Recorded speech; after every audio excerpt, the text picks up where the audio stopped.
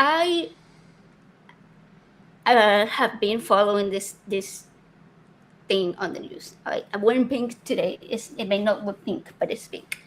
Uh, is for awareness.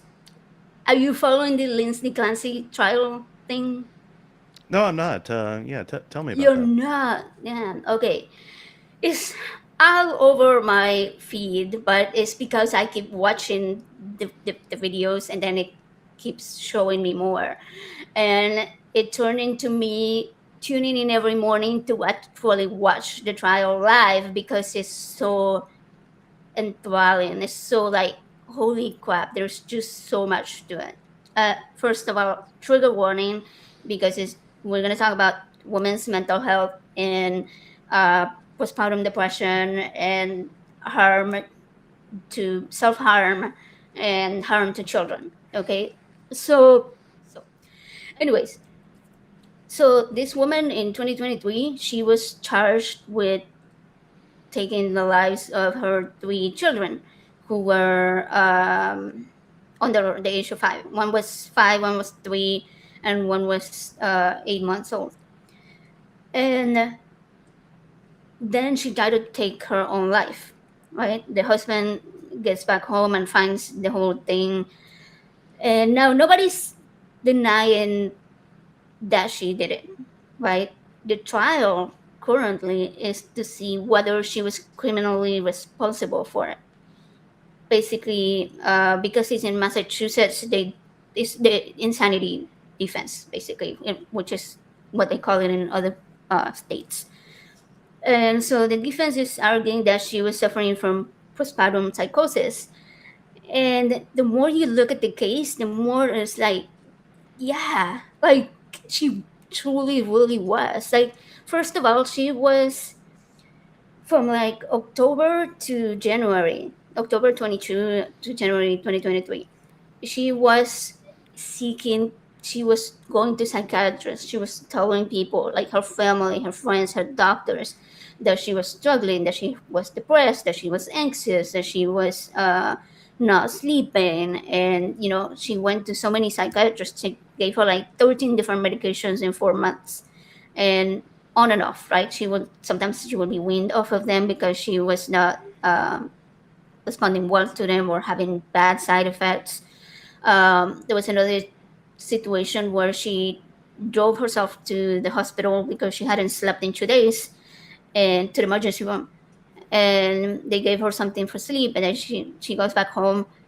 And less than a week later, her husband just goes on a trip for 2 nights away and leaves her home with the three kids. Um, then there's another situation later. So this was November, right? And then in January, she, no, sorry, December, um, she has her husband drive her to a crisis center because she says she felt like she was going to harm the children. And, she was just like completely numb, Hmm. and like she needed help, severely serious help. So she goes to the crisis center. The husband drops her off. He goes skiing. Looks like, yeah, I'm gonna have some fun while she's in the crisis center. Now they turn her away the same day. They tell her that she's over medicated, that she's having side effects of medications, not in a mental health crisis. Hmm. Like, how could I? Yeah, like it was like even these medical professionals were failing to help her. And so January comes around, the first of January, New Year's. She checks herself into a mental health facility, like a mental health hospital, and is there for 5 days. And because she was trying to wean herself off of one of the medications that was making her really, really bad. And so they wean her off the medication and then they send her home. And there is a video of her 2 days later. They it's her with the three kids and the husband, and they're in a science museum.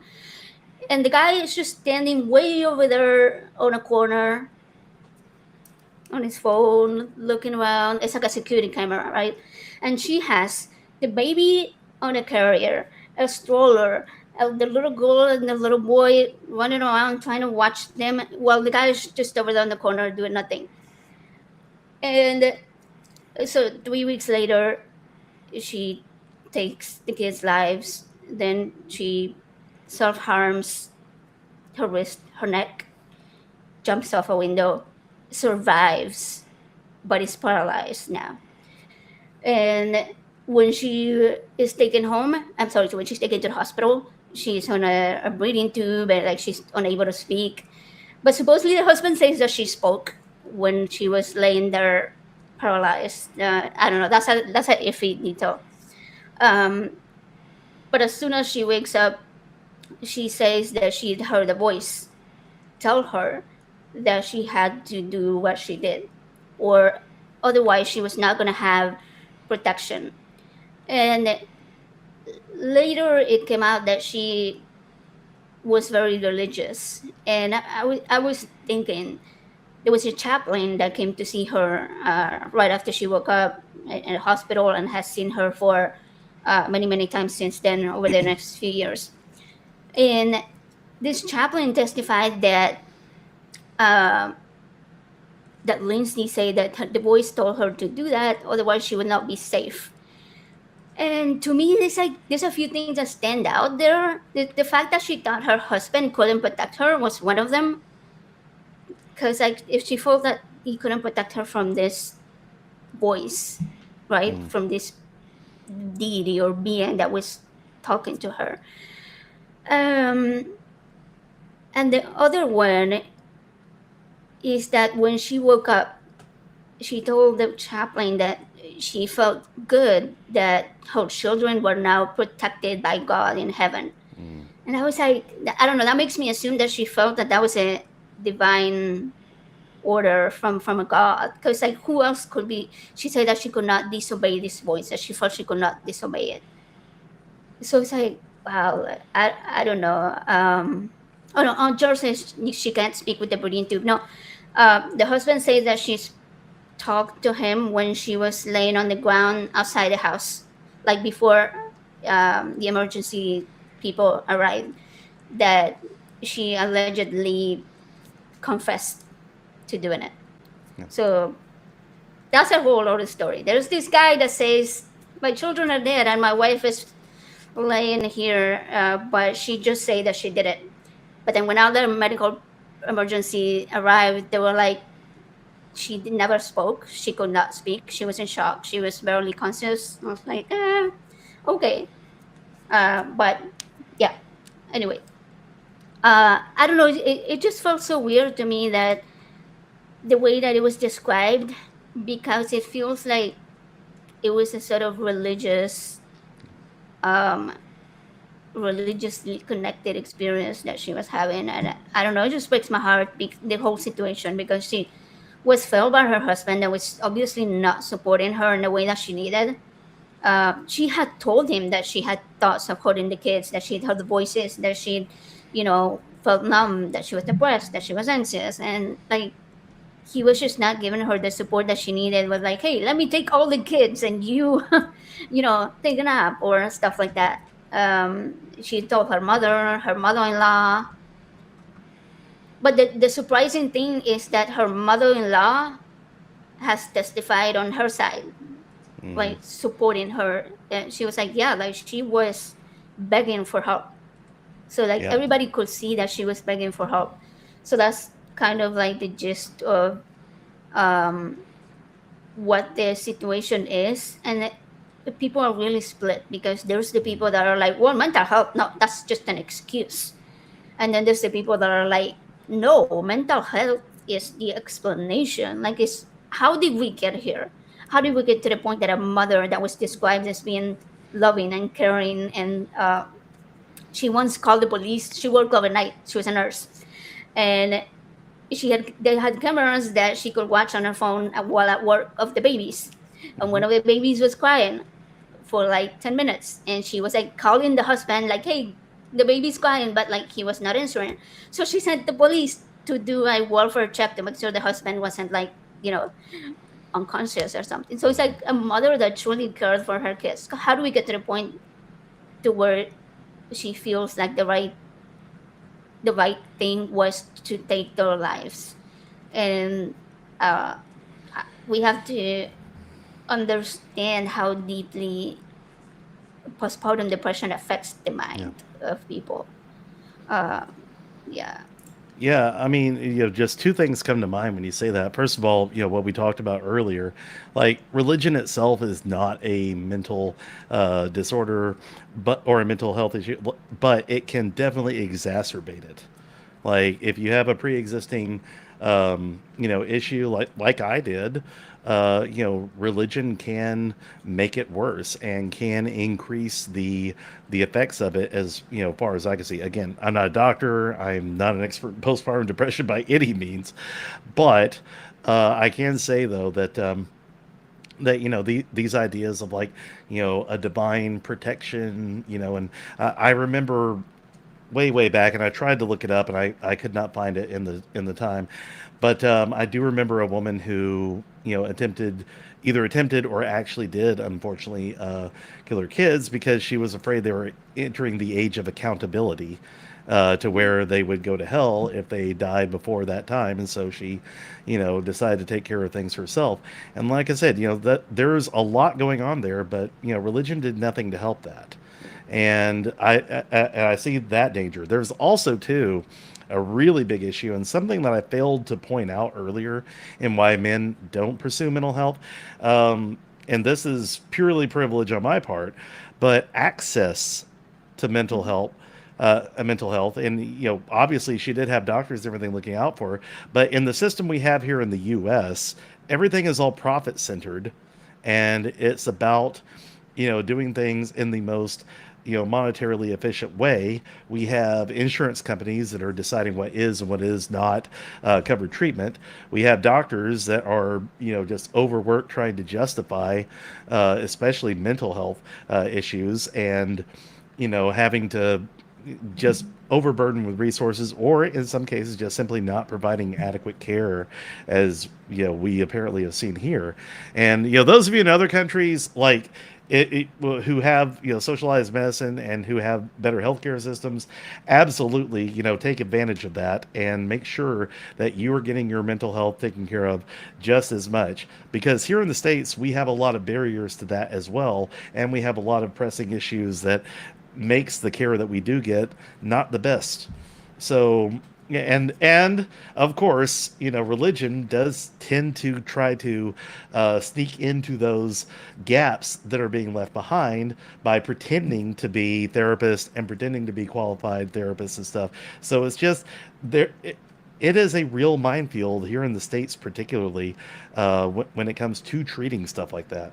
And so I think, for everyone, no matter if you're man, woman, non binary, anything, anyone who's having a mental health issue, make sure to the best of your ability that the care you're getting is right for you. You do have the right to switch therapists. You do have the right to demand better care. I'll never forget one time when I was doing physical therapy for a long running knee issue. My physical therapist literally told me, he's like, unfortunately in our system sometimes you have to be an asshole to get care. And it's an indictment of the system, but he was absolutely right. I didn't get the care I needed until I started really pushing. So Mhm. it is, and it adds stress to it. But I urge everyone, like keep fighting that fight and keep trying to get the proper care that you need, because it can literally be life and death, as we have seen here. Also, secular therapy project that will help a Oh yeah. lot, and recovering from religion. They're awesome. Yes. Also, if you need to be an asshole, be. That was the lesson Hmm. that we were getting from that. Yeah, no, and I mean it. This case really brought to light the failures of the system as a whole, right? Yep. Because she was doing all the right things. She was doing all the things that she should have been doing. She Hmm. was going to the psychiatrist. She was going to the crisis centers. She was telling her loved ones. She checked herself into a hospital. She drove herself to the hospital sometimes. She was off work for she had the maternity leave time. So like she was taking advantage of all of the resources that she should have been. And still, the psychiatrists that were treating her, they knew about each other, but they were not communicating with each other. They were not checking that the medications that she was taking from one were or were not working with the medications that she was taking from another. There was one of the psychiatrists that did not even treat her for postpartum depression, just regular, right? And this was a completely different case because postpartum depression can lead to what she ended up with, postpartum psychosis. And while it isn't common for it to lead to, such great harm, it can lead a lot of times to self harm. And it was just such a failure of everybody. It's just so sad and really unfortunate. And it really breaks my heart when I see the people fighting back and calling her monster. And I'm like, no, like we need to do better. We need to do better with the medical system. We need to do better with having what do you call it, social nets for mothers and fathers to, because the father was working, right? He was working all day, and I'm not excusing his behavior. I think he felt greatly. But if you have a couple that have three children and they are both sort of struggling because he's, working and trying to keep up with all the bills and everything, and she's like overwhelmed with mental health stuff and trying to take care of the kids, then there has to be something else that they can reach that can help them stay afloat and for her to be able to get the help that she needed without having to resort to I don't know, like resources that they don't even have. So I don't know. I don't know. It's just a completely heartbreaking story. Uh, oh, you know what? Speaking of that story that I was talking about, there's always a lot of like copycat cases when you have really public cases like that. And so the wife's name is Lindsay and the husband's name is Patrick. And today I'm looking at an article and it's a guy that's being charged with offing his wife and making it seem like a self off attempt. And he done it by slicing her throat, making it, which was the same one of the methods that Lindsay Clancy used. And the weirdest part was the woman's name is also Lindsay, and the man's name is also Patrick. And I was like, holy freaking shit! Like I think he thought he was gonna get away with it. It took them about a week actually to realize that it wasn't a an attempt, an unalive attempt. And I was like, wow, wow. Like, I mean, I'm glad they figured it out because, like, yeah, crazy stuff.